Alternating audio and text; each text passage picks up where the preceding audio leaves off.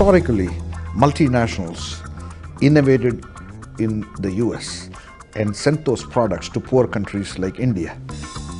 Reverse innovation is doing exactly the opposite. Innovate in poor countries and bring those products into rich countries. Incidentally, I'm using the word rich and poor simply in per capita income. And this is really counterintuitive because it is perfectly logical to see why a poor man would want a rich man's product. Rich man drives an automobile, poor man wants an automobile. Rich man has a television set, poor man wants a television set. Rich man has a cell phone, poor man wants a cell phone. But it is not that logical to see why a rich man would want a poor man's product.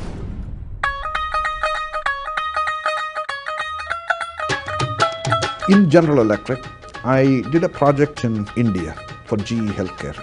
And GE Healthcare does medical imaging equipment, things like X-ray machines, CAT scanner, MR machines, etc. And they have developed very sophisticated machines for the US market. And they used to sell that in India.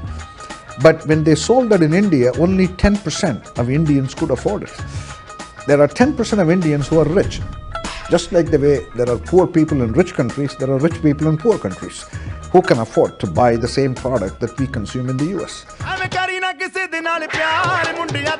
But what I started to focus on is, what about the remaining 90% of Indians who don't have access to GE's medical imaging equipment?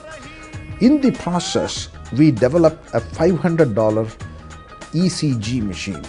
Incidentally, the same ECG machine in the US is sold for $25,000 to $30,000. We developed a portable $500 ECG machine because if you want to take ECG in a rural India, there are no hospitals. So you have to take the hospital to the patient. Therefore, it has to be portable. It has to be ultra low cost. So instead of a $30,000 price point, we brought it to $500. And that has completely revolutionized the Indian market. Guess what?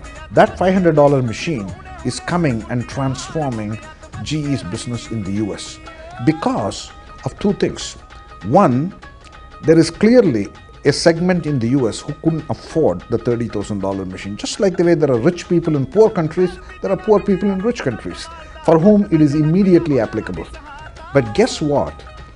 There are also newer applications of it in existing hospitals. Like the $500 machine has opened up opportunity, say, in an ambulance. So there is an accident on a highway, ambulance goes there, you can't keep the $30,000 big bulky machine in an ambulance, but you can keep a portable $500 machine. In some sense, it has completely transformed the core business of GE in the US. So this is a good example.